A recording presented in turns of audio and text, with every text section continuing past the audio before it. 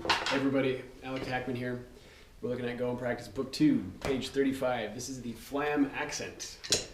This is a very challenging rudiment, especially for beginners.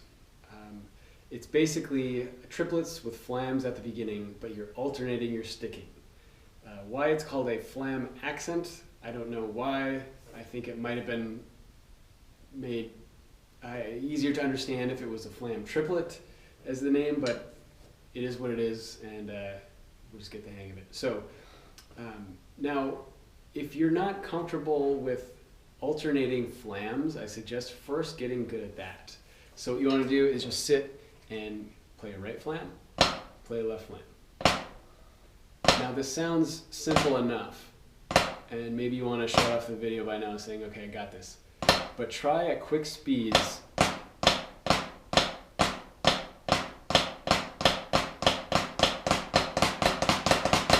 Still alternating.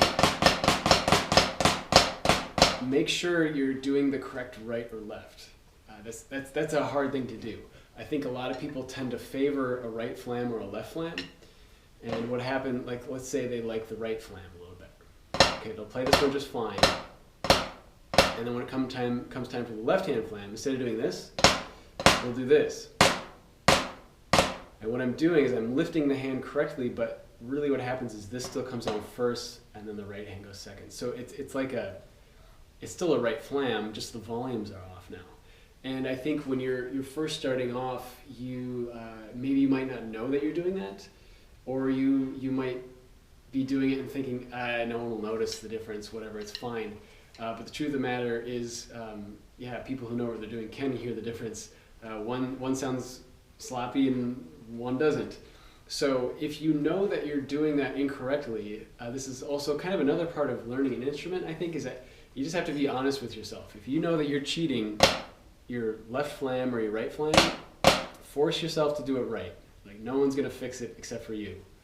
And it's not fun to have to backtrack, because you might have some rudiments that you're already pretty quick with playing your incorrect flam,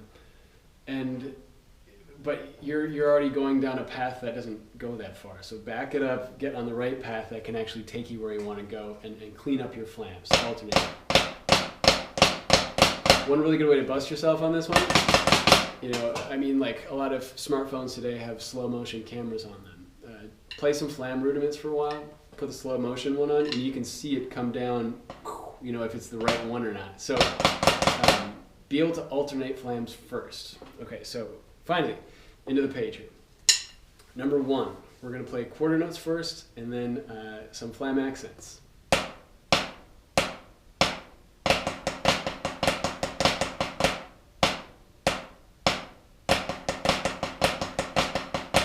I like number 2 a little bit better because it puts our alternating flams next to those triplets. And it kind of sets you on course for making sure that right-left is still happening. Now let's slow this down a little bit.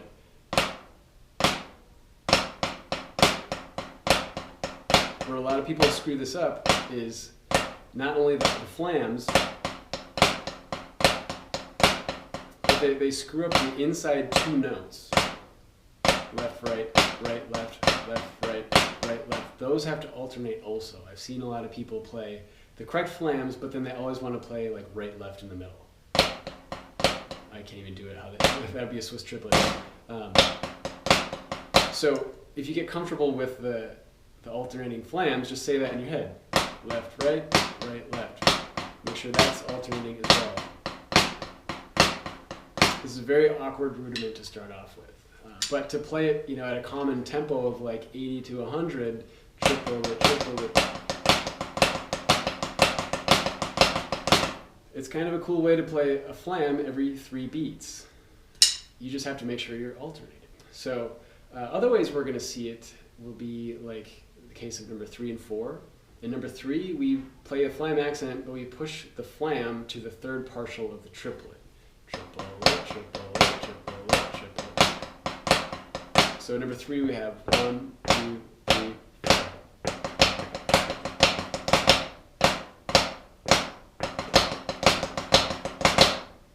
And that turnaround from the end, like triple flam, that's where we have to get our, our alternating speed down, because we're going to have them back to back.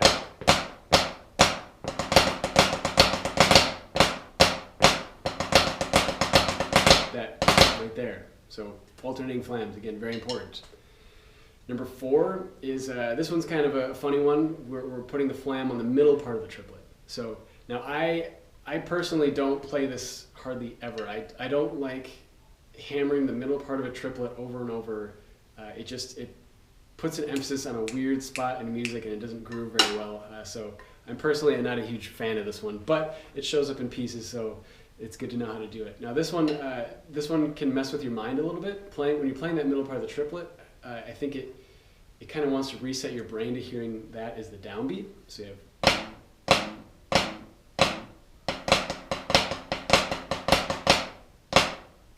so we're going triplet, triplet, triplet, triplet. Now one kind of trick I do in my mind to override that tendency to hear that where it isn't is actually just think of what my, we'll call it the hand that's not playing the accent is doing.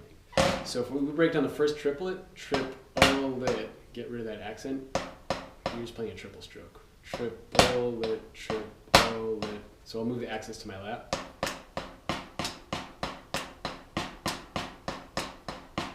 So in my brain, I'm just kind of thinking right, right, right, left, left, left, and ignoring, I'm just throwing down triple. And then if I ignore the accent, then I can tend to play it a little quicker that way. But yeah, 4 is a little bit awkward. It shows up though pretty often, especially if you're in the drumline realm and you're doing some kind of warm up. You'll see this. But you'll also see that pattern if you're playing it in like a straight 8th pattern, 1 and 2 and 3 and 4 and 1 and 2. But for some reason, I think the counting of that one is a little bit easier. Anyway, move on. Number 5 is just mixing and matching all those. Same with number 6. Number 7 breaks down some of the inner workings of the flam triplet. So like I would say 7 through 10. So 7 again is the triple strokes.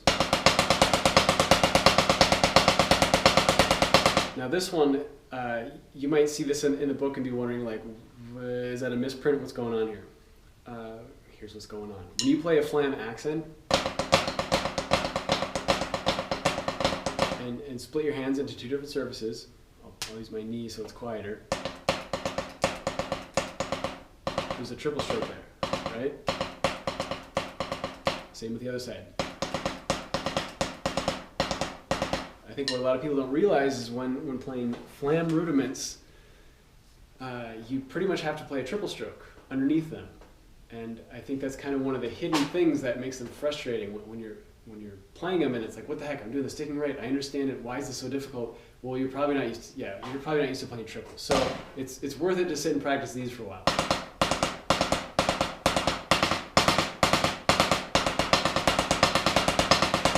You can use them as a finger control thing.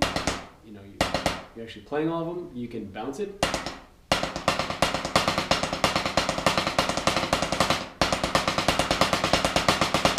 Sit and mess with triple strokes. This is going to help for any flam rudiment you're going to see. Number 8 is kind of a silly one. We've shifted it over one and put an accent on the downbeat. This is just forcing you to like really zero in on that middle part of the triplet, which is happening during the flam accent. Now that's not where the accent is on the rudiment, but the point is to focus on the middle part of that. So if we go to number 9 now, this seems like a totally random rhythm.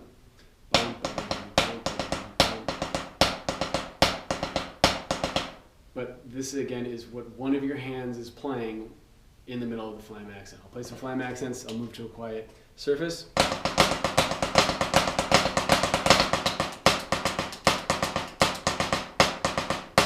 There it is. Tap and a triple. What I usually tell people for this one is think of the song Carol of the Bells. You're just playing that with one hand.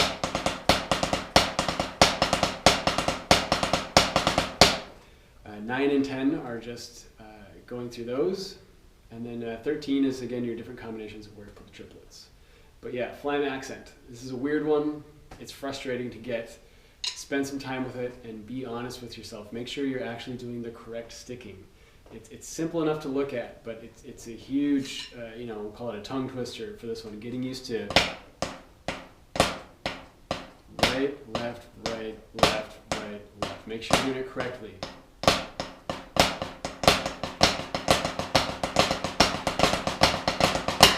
So anyway, there you go. Any questions? Just let me know. Thanks again for sticking around. It's much appreciated. And I'll see you all on the next video.